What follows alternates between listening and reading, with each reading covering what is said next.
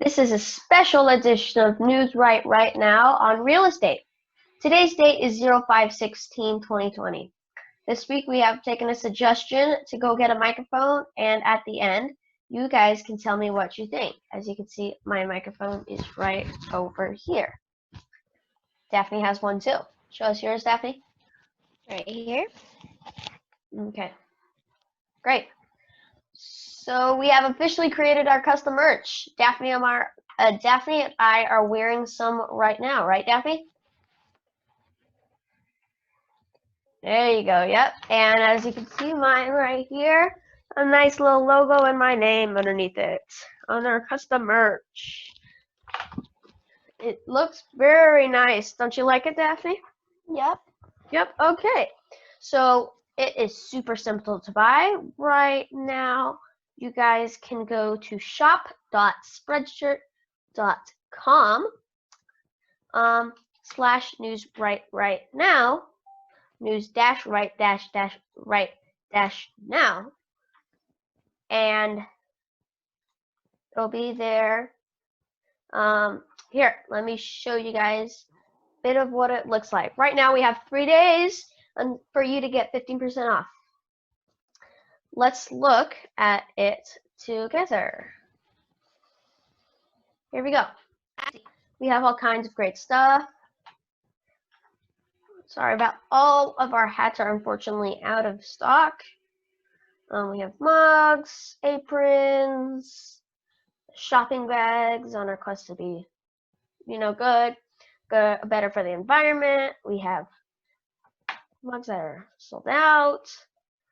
This mug looks pretty cool. And our stuff is pretty customizable, as you can see. And you can customize any text that you want on it, move around our logo, stuff like that. There's even a travel mug. There you go. That is that. Okay, so check out our Patreon page at patreon.com/news right now. Right now we are live behind the scenes with one of our Patreon members on right now. We also have a Facebook page at facebook.com/newsnowpodcast. We are at home, but we can still do our news. Right, Daphne? Yep. Yep, I'm still in my home office. Where are you at? Still in my room. Oh, okay. Great. Before I begin, I would, sorry. Okay, so we're going to go for a quick ad break. After this ad break, we are going to go completely commercial free. Right, Daphne? Yep. Go ahead. Start with the ads. Okay. Today we have partnered back up with Lakers Fan 348. Are you organizing and cleaning out your house and garage while you are stuck at home? Lakers Fan 348 would like to help you make your wallet a little thicker. Before you throw away that stuff, speak to Lakers Fan 348 to help sell your previously loved treasures on eBay. Also, check out his eBay store at www.ebay.com/str/LakersFan348 He has all kinds of great products like Rams gear, collectible toys, and Starbucks barista bears. New items are added almost daily, and he has excellent feedback as a top-rated seller. Once again, check out LakersFan348 at www.ebay.com/str/LakersFan348 He has a Facebook page at facebook.com/LakersFan348, LakersFan348 eBay. Email him at LakersFan348ebay@gmail.com. Okay, and just for you guys out there, I'm going to show you what his eBay page looks like. Okay, and his Facebook page. I already got it up, don't worry. Me too. Fan. I bookmarked his page. How about the Facebook page? Oh, okay. No, page. Okay, here we go. Okay. Oopsies. Okay. Share. Oh, okay. Here we are. As you can see, his eBay page. He has all kinds of great stuff, as you can see on the side over here. He has all kinds of great stuff over here. He's listing stuff right now downstairs. And yeah, he has all kinds of great stuff. Here is his eBay page, or Facebook page, sorry, facebook.com/LakersFan348 eBay. And as you can see, there's a nice little the chat box that's going to pop up, and there's a nice little chat now button, or shop now button, and a send message if you guys want to message him or chat with him. Okay, Anchor is the next ad. Start a podcast at anchor.fm. It's an easy-to-use podcast creation system that automatically distributes your podcast across all networks. My favorite feature is that it automatically pairs you with sponsors that you record with your script that you can create yourself. To get started, go to anchor.fm. Once again, that is anchor.fm. Now we are ad-free. Today we are going to be speaking with an experienced realtor and loaner later on in the video. Okay, everybody, please welcome our realtor, Morissette. Thank you for taking the time out of your day to come onto our show. It's a pleasure to be here, Damien. Okay, can you please introduce yourself and tell us how long you've been in the real estate and the market that you specialize in? So I got my real estate license back in 1977, a few years before you were born. And I have specialized in Orange County the majority of my real estate career. I worked for Coldwell Banker. And so as far as anybody listening to this podcast, I've been a top agent during those 42 years. Last year, I was designated the top individual real estate agent for Coldwell Banker system in all of Orange County. So I do a fair amount of business. A lot of probably 60% of my business is listings and 40% is working with buyers. I live in Foothill Ranch and have been the #1 agent in this Foothill Ranch community for 22 years. So married for 38 years, have 4 grown children, 2 grandchildren, and 1 more on the way in October.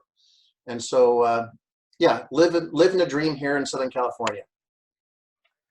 Okay, so Daphne and I would like to ask you a couple of questions. Is that all right? Sure. Okay, so how are you selling differently now that everybody is in quarantine? Well, in any market, you have to adapt. If you don't, you're going to fail. And so our last open house was the beginning of March. And usually we do a grand open house like the one we did next to your house, where we had Tommy, the steel drum Jamaican guy, playing music in the background. We had tacos and margaritas, balloons. You know, we make it a party atmosphere. We typically get 100 to 200 people through our grand openings. That open house, it was the beginning of the COVID season. And, you know, we were sitting out front with an easy up and only 3 people could go in at a time. We were sanitizing their hands, gave them gloves, booties. At that time, people weren't putting masks on, but now they are. And so in today's real estate market, in order to see a house, you have to sign a release form. Everybody walking into the house has to sign a release form in advance.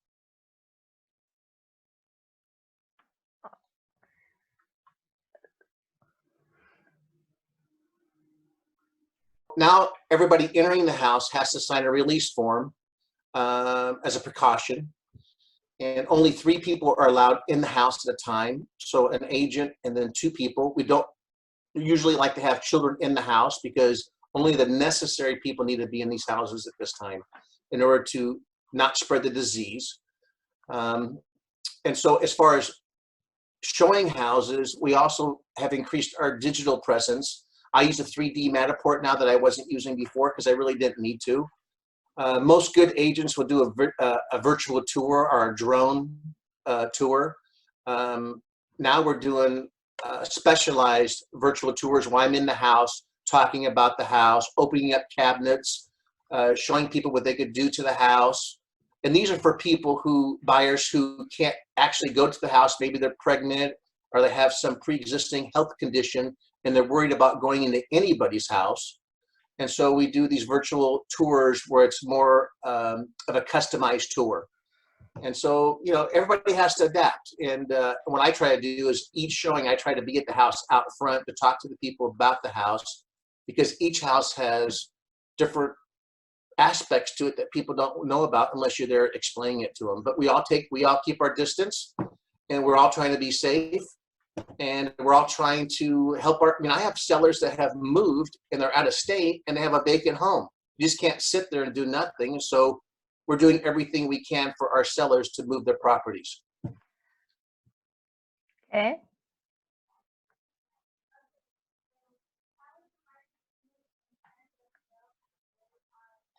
Okay, so how is the market doing in terms of sales and the days on the market and inventory? So inventory, it's supply and demand. It's like any product. If you have a low supply and a high demand, the product is going to sell faster. And so, everybody's looking at the market and they're saying, well, is this a buyer's market? Is it a seller's market? Is it a neutral market? Are we going to see foreclosures from people who can't afford their payments and they're going to get a good deal? And so the bottom line is that the market in March, the demand dropped dramatically, probably 40%. And so it came all the way down because people at first were very frightened of going out and buying a house. And you combine that with people eventually losing their jobs. My son's wife lost her job. My other son and his wife got a 20% reduction in their pay. They're still happy to have a job. And so what you have is you have a reduced amount of buyers because 30% of the people now maybe don't have jobs, but the inventory is so low and the interest rates are so low. They're historically low right now, the interest rates. And so that's still fueling the market. And so the market right now, it changes week by week. 4 weeks ago, it was a buyer's market, a slight buyer's market. 2 weeks ago, it was a neutral market. And what happens is in a buyer's market, that's where properties are taking more than 120 days to sell. When properties are selling in less than 60 days, that's a seller's market. That's a robust market. So I'll give you an example. Back in 2007, there were 115,000 homes on the market in Orange County. Today, there's 31,340 as of yesterday. And so a lot of people are wondering, well, are we going to have the crash that we had back in 2007? I don't believe so. The facts don't relate to that because in 2007, you had high interest rates, you had extreme amount of properties on the market, and you had a lot of buyers who got into properties with minimum amount of money down, and the mortgage crisis caused that crash. In today's market, the COVID has caused the recession that we're in right now, but because of the low inventory is still fueling a high demand. And so just in the last week, we've turned into being a slight seller's market. That's where homes are selling for taking less than 120 days to sell. It's not a robust seller's market, but it went from a slight neutral market to maybe favoring the sellers a little bit more. And so inventory is still very low, but there's still, even though there's a lot less people who can qualify, but the amount of people that are out there that can qualify, who are buying the smaller amount of homes, still creates a demand. And so it's supply and demand. Low supply, still a relatively good demand, has been a little bit of a flat market, but it's going a little bit now towards a seller's market. How does that compare to this time last year? Well, so last year, I'd say we're about, hold on 1 second. Ask me that question here just a minute. Let me look at my notes, okay? You can ask me the question again. Oh, Sorry. how does that compare to this time last year? Well, we're in the spring listing market and buying market. So, February, March, April, May, that's the spring market. That's when people are putting their houses on the market. They want to get them listed and sold before the end of summer. And so right now, normally the spring market is February and March. And so last year was still a great market. The interest rates weren't as low, and houses were selling, but we didn't, and unemployment was very low. Today, I mean, the unemployment figures used to, beginning of the year, I think it was 212,000 people were unemployed. Today, it's over 38 million people who are unemployed. And so last year was a good market. With the COVID, it has suppressed the market. The housing market has been suppressed by the COVID for sure, because people are worried. But we are seeing an uptick in sales. Sales in the last 2 weeks have gone up by 41%. And so the buyers who are out there still need to buy. And there's sellers who still need to sell. If a seller has a vacant house, they've moved away. I've had 4 clients that moved out of town, either Arizona or Las Vegas or Hawaii. They have to sell their homes. And in a 2007 market, because of the huge amount of inventory and the people losing their jobs, and when they lost their jobs and they had a terrible interest rate, they had to sell, and the prices started cascading down. We didn't see that cascading down situation in this market where people were lowering their prices, maybe a little bit. So as an example, I sold your neighbor's house for $945,000. And you think you want to sell your home and you have wood floors and he had tile floors. So you want to sell your house for $975,000. Well, maybe you end up selling it for $965,000. You dropped your price $10,000. Did prices come down? No. Prices went up, but maybe your list price came down to reflect the current marketplace. So in the beginning of the year, the market was just on all 12 cylinders, just cranking. January, February was it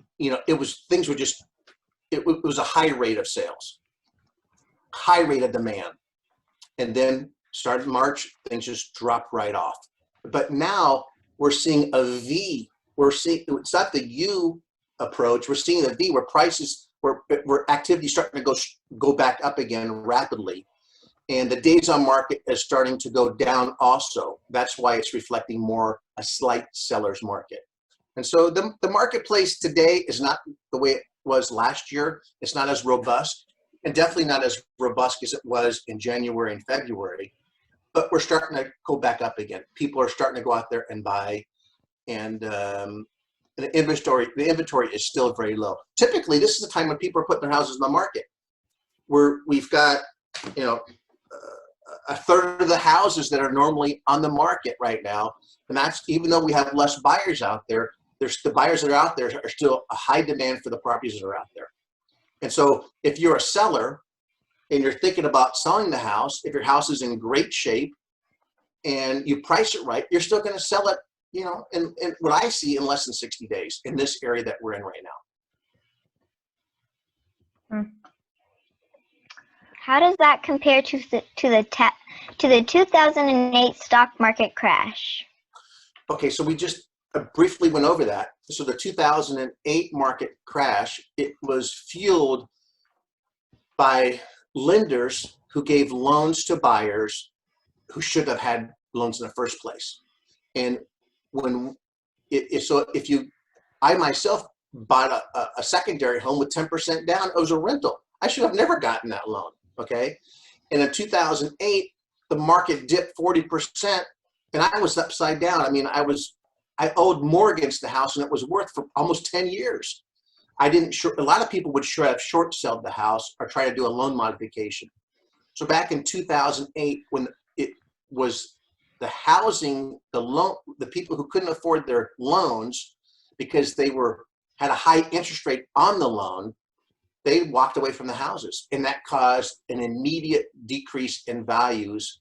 Like I said, 40, 50% in some areas. And that was fueled by, like I said, 115,000 houses on the market compared to about 3,100 right now. So you had a huge amount of properties on the market. You had higher interest rates. And so the buyers that were out there, the ratio to buyers to sellers, there were many more sellers out there than were buyers. And so that's what fueled the market to go down and crash. And it took a few years for that to come back around again. Okay. So the marketplace that we're in right now is nothing like the marketplace it was in 2007, 2008. Okay, so I think a lot of people want to know, is it a good time to buy, or do you think the market is headed down further? Okay. So I think it's a great time to buy. Interest rates, this is the third lowest, the rates are the third lowest in history right now. Just a couple of weeks ago, there was a second lowest. And Keith will talk to you about the interest rates here in a little bit. But interest rates are fueling the demand for housing. And so if rates are low, 3 1/4, 3 2/8, for a 30-year loan, that's incredible. I've helped people get into homes at over 20% back in the 80s. And so to get a loan in the 3s for a fixed interest rate is unbelievable. So if you're a buyer, there's not going to be a crash. There's not going to be this downward value that some people saw that happened in the 2008 crash. That's not going to happen. You might have a slight decrease. There might be some people who are out of jobs that have to sell, and those houses might go into foreclosure. And so I'm going to say that this isn't going to affect some people. Sure, there are going to be some foreclosures out there, but I think the amount is going to be very small compared to 2008. And so if you're a buyer, if you're waiting for prices to drop and to crash, it's not going to happen. If you're a buyer and you want to buy and you're renting and your family's expanding, right now is a great time to buy. My son Jeffrey and his wife Susie, they're pregnant now, and we're out looking for homes because they're renting. They're in a 1-bedroom apartment. They're going to have a baby in October. They need to get into a house. Property values are not going to drop. They're not going to drop. I don't see that happening also. I think it's a great time to buy because rates are low. And if you have a job, I'd go out there and buy a house. Okay. So is it a buyer's market, a seller's market, or is the market moving at all? So 4 weeks ago, it was a slight buyer's market. And what that means is that homes that are taking, 160 days or more, maybe let's say 120 days more. When you get below 120 days on the market, it goes to a slight seller's market. So two weeks ago, it was about an even market where it was about 121 days to sell a typical house. The day we went below that, or this week we went below that, so it's about 105 days. And so that means it's a slight a slight seller's market. And so because of the time it takes to sell a house, that's how we figure that out. At 105 days for a typical house to sell, it's favoring the seller. It is not a buyer's market today.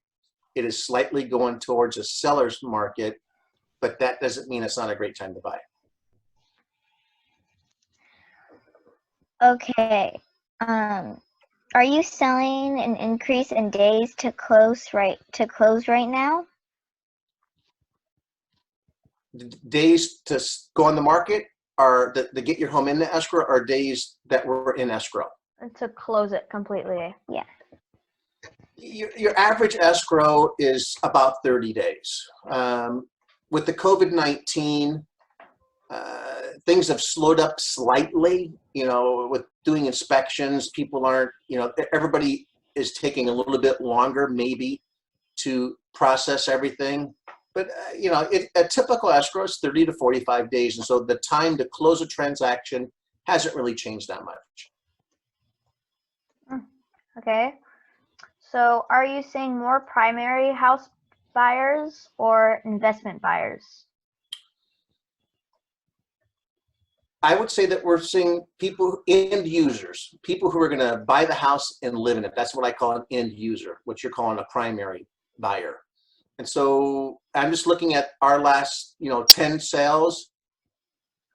9 of them were people who were going to live in the house. And so the end users are buying the house, not investors.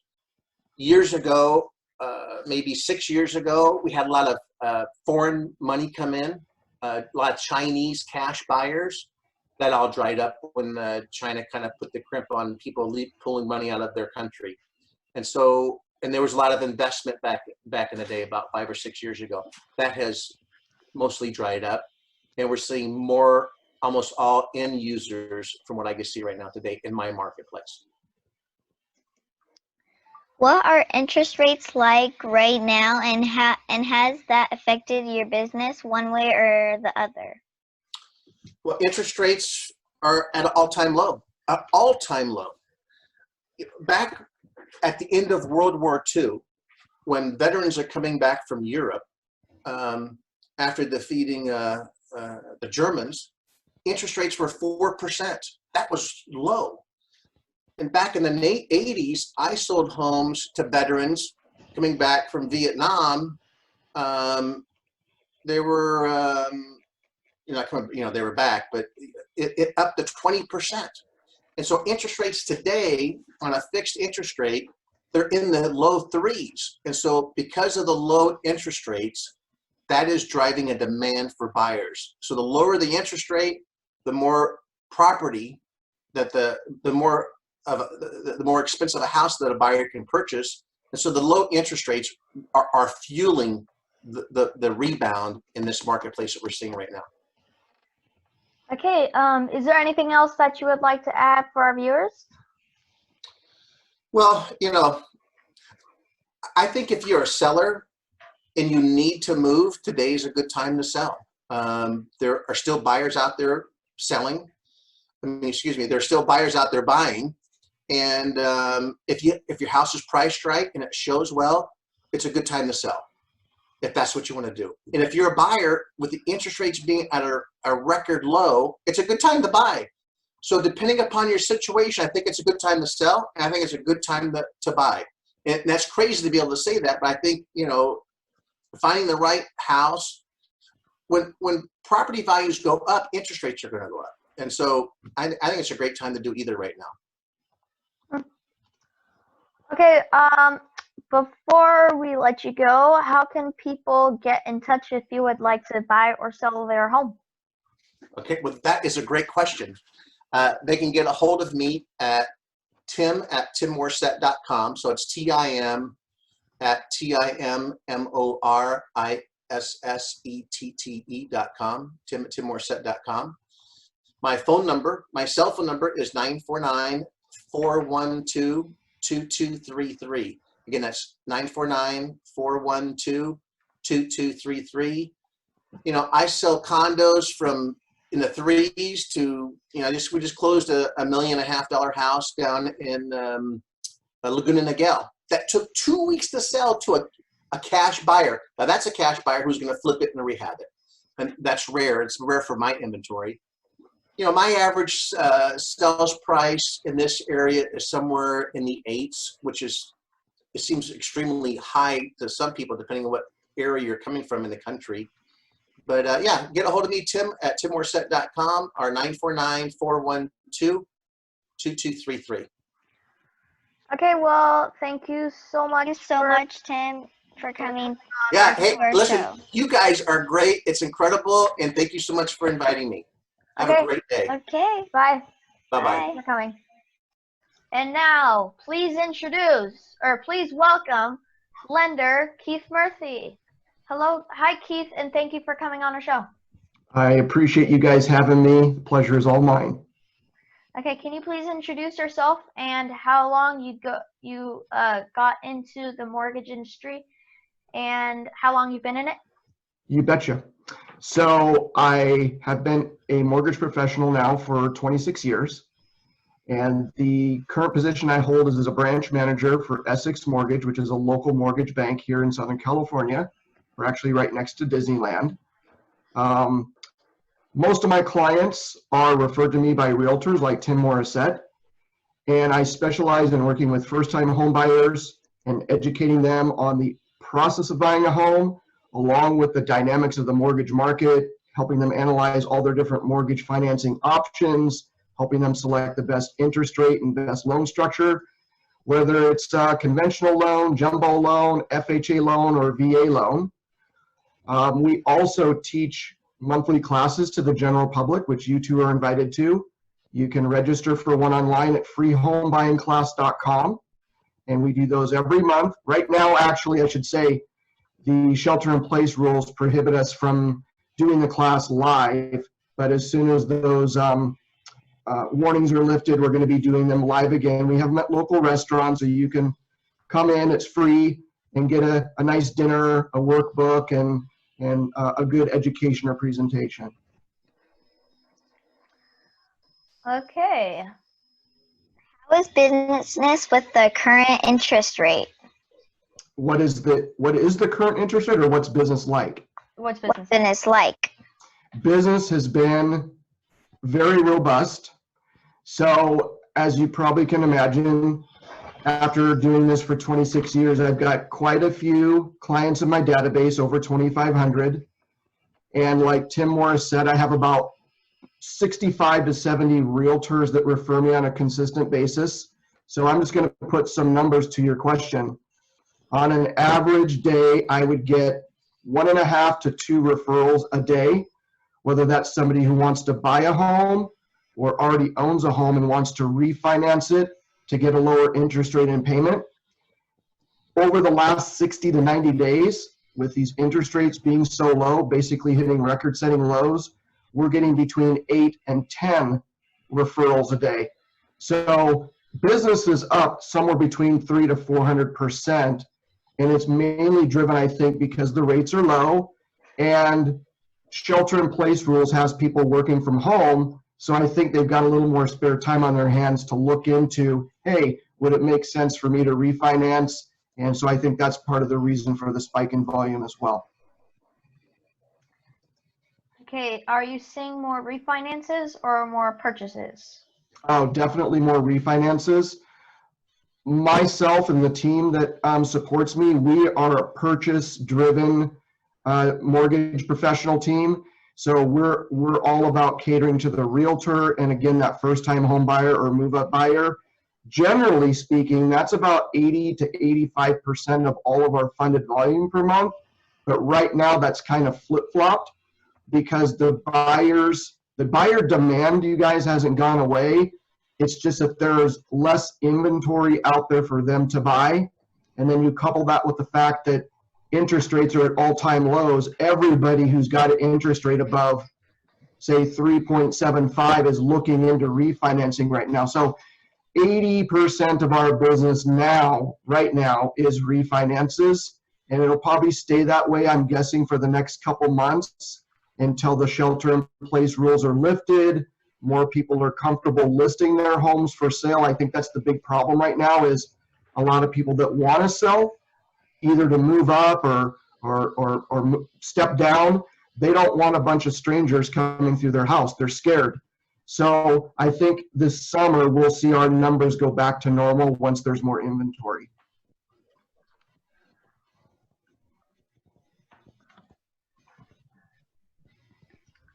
Okay. You got another question?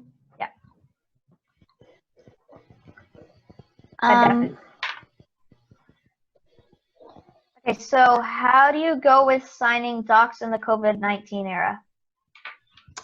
Great question, Damien. The mortgage industry has been sort of on the cutting edge when it comes to embracing technology.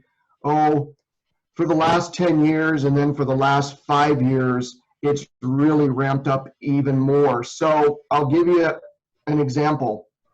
10 years ago, I needed to meet every single client face to face. We'd have to go through educating them on the process, walking through all the different paperwork and disclosures, and they'd have to wet sign everything in front of me. Now, with technology, just like today, most of my meetings are done via Zoom and DocuSign. So everything is emailed to the client. They get a link with a secure password that's sent in a different email. Then they log into their DocuSign portal. with their unique password. They then change it to something that only they know, and then they electronically sign everything. So pretty much, I mean, right now, obviously with the shelter in place rules, we're all working from home. So 100% of my meetings are done virtually. But to answer that question, everything for the last 5 years has been digital for the signing. So really nothing has changed for us on that forefront. Okay, what is the volatility of the interest rates? The volatility of the interest rates. So let's first define for your audience what drives an interest rate up or down. And can I show you guys my screen for a second? Can I share it? Yeah, Okay. all the viewers will see it too. Okay, great. Give me a sec here. Host has disabled screen sharing. Oh yeah, that's a new feature on Zoom. Go ahead. Okay. I'm gonna have to hire you guys to train me on Zoom. You're really good at it.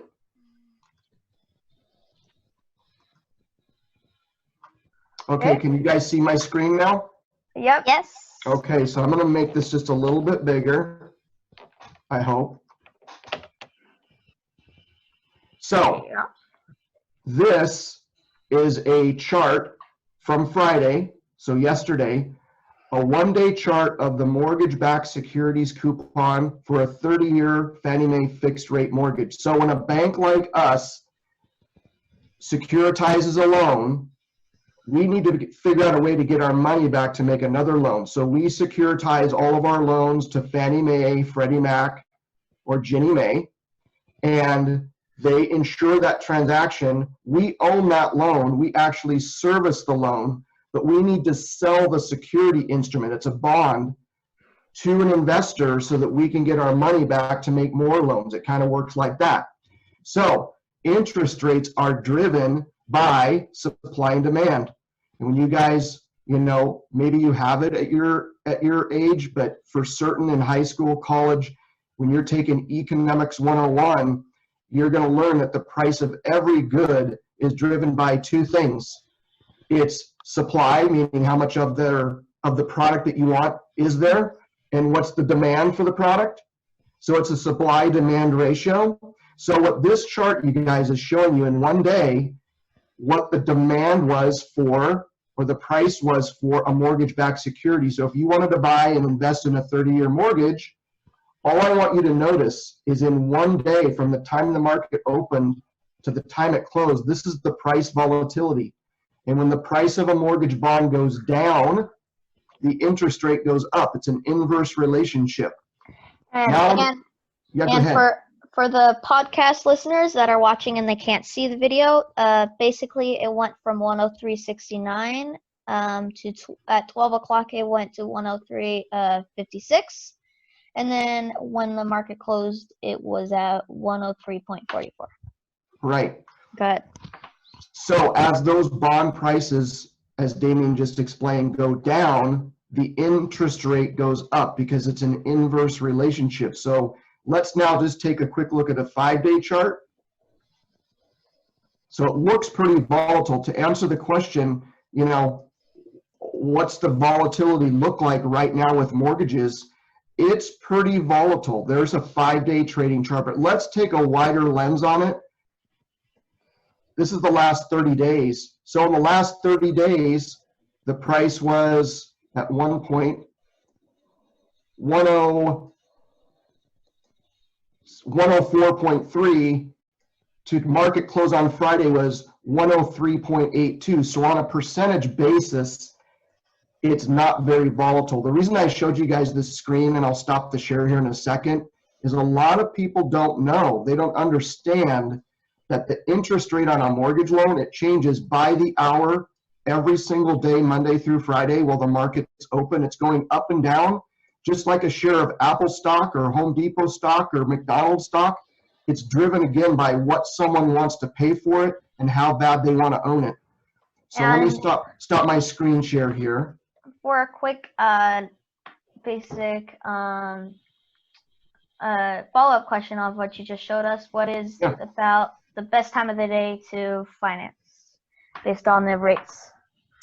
Great question. So our bank doesn't allow me as a loan officer to lock in a client's interest rate until about 9:30 in the morning, because the bank wants to watch what you just looked at. They want to look at the market and they want to hedge it and make sure that they're not going to get caught with the rug getting pulled out from underneath them. So if prices are going down, they don't want to set their margins too thin because they could get hurt by the end of the day. So, but to answer your question, we as a bank are hedging the market. So there really isn't, for a consumer, for someone who's buying a home or refinancing a home, there really isn't a good time or a bad time. Basically, our bank, we allow locks between 9:30 a.m. to 3 p.m. And during that window of time, we've put enough buffer or insurance on the movement of the market so it doesn't affect the consumer. So the consumer can call me at 9:30, noon, or 2:59, and they're going to pretty much get the same rate quote at all times. But if you are trading, which I think talks more to your follow-up question, if you are trading mortgages, and if you just looked at trends, you know, it's not the same every day. It's dynamic. But you would want to buy early in the morning, and you'd want to sell right before market close, about an hour to an hour and a half market close. If you wanted to just arbitrage and play a spread like a day trader would, that's what you'd be doing, buying in the morning, selling right before market close. Okay. So- What do you see happening in the next 6 to 9 months? For interest rates? Yeah, I guess Yeah. everything. Okay, well, I'm a finance guy. I sit behind a desk and I crunch numbers pretty much all day. I underwrite loans. So I don't know as much about the marketplace as Tim does. I just know when interest rates go up, it makes housing prices go down because they become more expensive. And when interest rates go down, it makes housing prices go up because it makes them less expensive. Does that make sense? Yeah. Okay, so remind me of your question again. What do you see happening in the next 6 to 9 months? So in the mortgage market, that's kind of like saying, well, where do you think the stock market, where do you think the share price of Apple stock will be?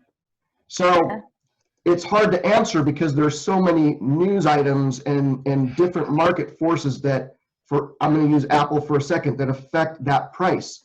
So for instance, Apple just hit an all-time high based upon a number of different factors. I won't go into all those. It's really not the right forum for that.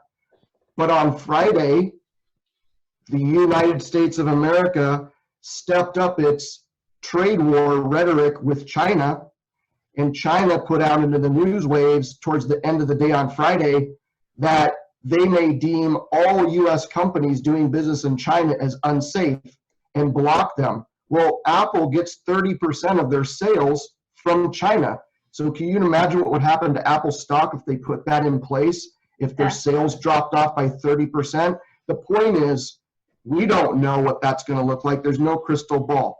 On the interest rates, which is what you want to know about, I believe over the next 3 to 6 months, we're going to see a stable and low rate environment. Why? Because the economy is uncertain with the stay at home, with 30 million people furloughed or let go from their jobs. There is going to be a negative economic impact. People aren't going to be able to buy as much because all the businesses are closed, right? Like we can't go to Payway at the Spectrum tonight for dinner. So the economy is going to contract, things are going to slow down, and the last thing that the Federal Reserve or government wants to do is see people's housing get affected. Because right now, if you're lucky enough to have a job, the 3 other things you're blessed for is your friends and family are healthy, you've got a house that's worth a lot of money, and you've got your retirement or your 401k.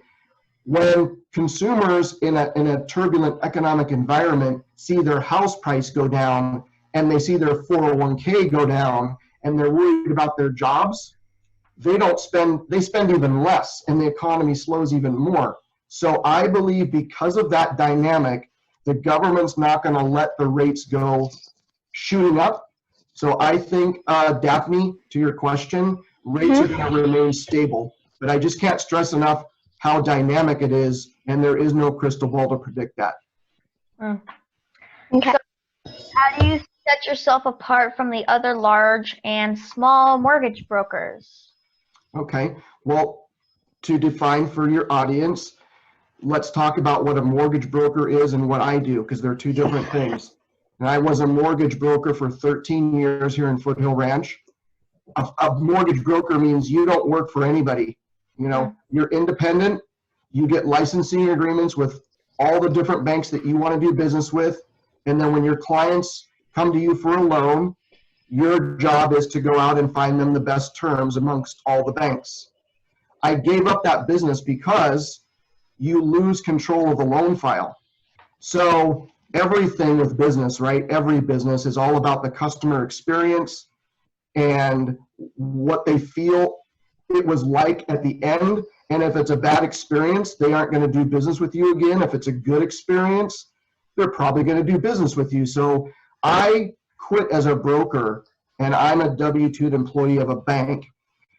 Now, I did in the middle there work for a big bank. I'm going to keep their name out of it, but you know the name because they've got branches everywhere. And that wasn't a good fit for me either because they were too big. And everything as far as like underwriting the loans, processing the loans, getting the loans funded, getting conditions cleared, it was all done out of a centralized processing center in Ohio. So again, I was losing control of the service levels, the promises I'm making. I couldn't control the paperwork flow because it was done at another state. So that's when I moved to where I'm at now. And we're a small but nationwide mortgage bank. So basically, we do the same thing that the big banks do. We lend money, we underwrite it, we approve it, we fund it, we service it, we securitize it, but we're not brokering it to anybody else. It's our money.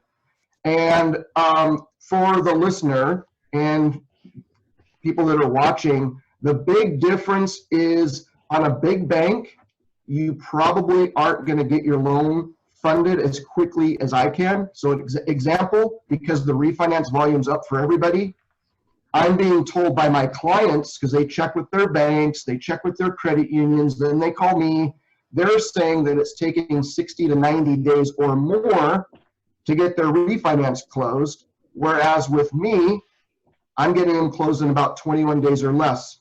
So we're quicker, we're faster, and in a lot of cases, we're less expensive as well. Plus, we control that client experience so that we give everybody experience doing a loan with us. My parents want to know, why do they have to fill out a lot of forms with personal info just to get an estimate? Good question. Well, they don't have to fill out a bunch of paperwork to get an estimate. So I'm not sure who they were approaching with that, but I'll just tell you how I do it. So if your parents were to call me and say, hey, Keith, we might do business with you. We're not sure yet. So we're not going to jump through a bunch of hoops and fill out a bunch of paperwork till you can show us what you can do for us. I have a set of questions that I go over with clients that gives me a really good feel as far as to what they're all about. I'll explain it real quick.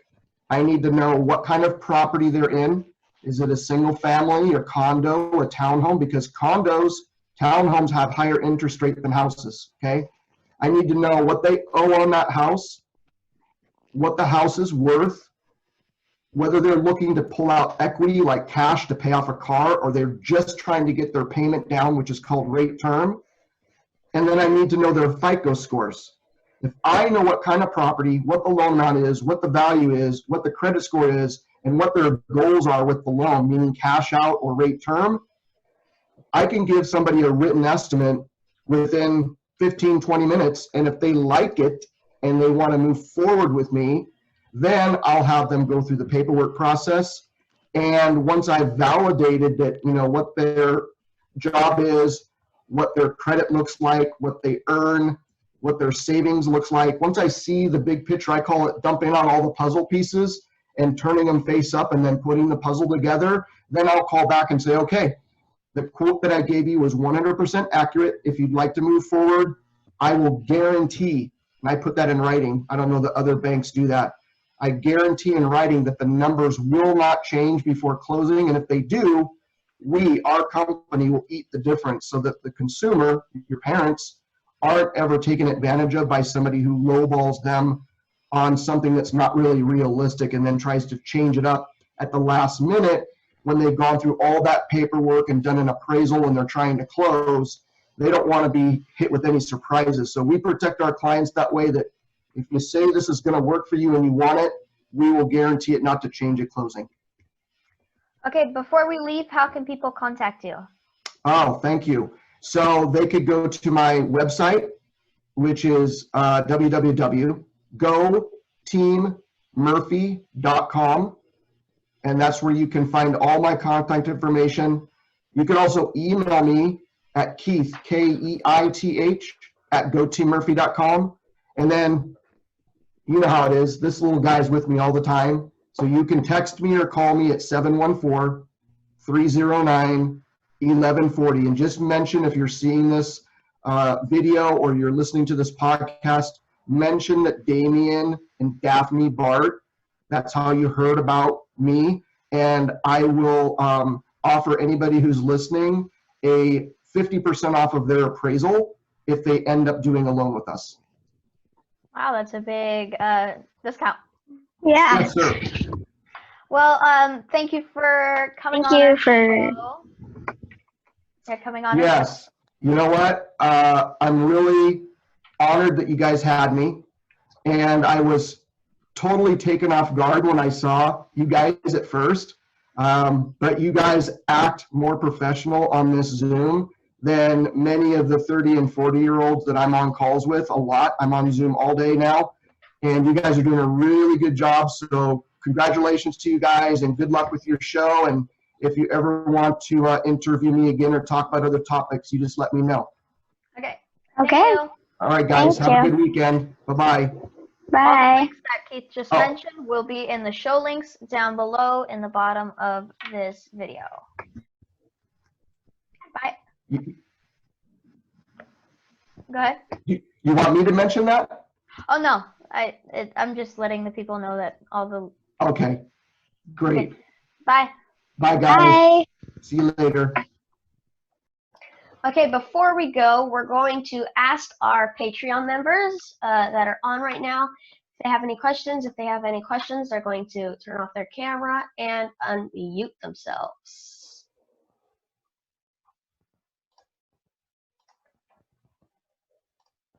Do you have any questions, Patreon member?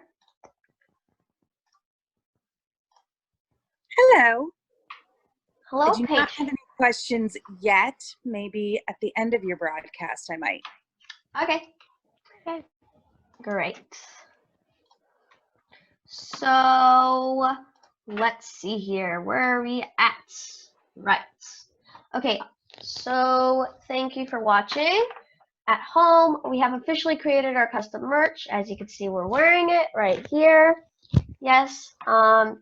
Check out our Patreon page at patreon.com/newsrightnow. So 10% of all of our profits go to an organization called Plastic Bank, where they are cleaning out the ocean. If you want to help, you can go to oceanhero.today. We're going to show you how it's going to work in a couple of minutes. Okay, so let's tell us why you should support us on Patreon. Daphne. Early access. What this means is that our Patreon members get the news earlier than the Facebook and podcast servers. Behind the scenes. What this means is that Patreon members get to watch live from this page while we are recording live. This goes with behind the scenes because you watch us behind the scenes while we are live. Extras. We will put up 2 times more tea content on Patreon than we will on Facebook, and we might do a live Q&A. Why support us, you might ask? Well, because it is a 10% charity. So 10% of all of our profits goes to a charity called Plastic Bank. You can donate yourself by going to plasticbank.com. What Plastic Bank does is it removes plastic from the ocean. How you can help, you may ask? Well, let me just show you a quick little video on your how you can help yourself by doing this.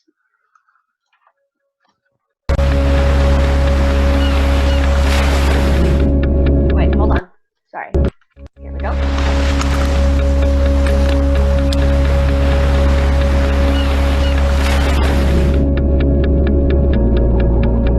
By 2050, there will be more plastic than fish in the oceans. There are 18 billion pounds of plastic waste entering our oceans every year. You've seen the images. Our marine life is under threat. Did you know that the large majority of plastic that ends up in the ocean comes from just 6 countries facing extreme poverty? Often from people living in extremely harsh conditions without waste collection. So we've created a new plan to do something about it. You can be part of it. Just by changing your search engine to Ocean Hero, we will recover 1 ocean-bound plastic bottle for every 5 searches you do. So this is how our plan works. Like any other search engine, we earn money with search ads, but we use this money differently. Together with our partners, we can pay people in need in exchange for ocean-bound plastic. People can exchange plastic for money, but also for things like school tuition or sanitation. We are working together with partners like Plastic Bank, who have built up an infrastructure of plastic collection hubs to make this possible. Become part of a movement that saves the oceans by searching the web. It's a small step for you, but a large one for the planet. Click the link or go to oceanhero.today and give it a try. So there you go, just one reason why you guys should switch to Ocean Hero, and you could be doing that while you're searching. So basically you're just searching and you save the ocean while you're searching. Okay, so we hope to see you soon. So bye for now. We will be back next week. If you want to sponsor us, you can email us at news.now.podcast@gmail.com, and you can see us at Facebook at facebook.com/newsnowpodcast. On behalf of everybody here, thank you very much for watching and taking the time to view this episode of News Right Now. Thank you. Goodbye.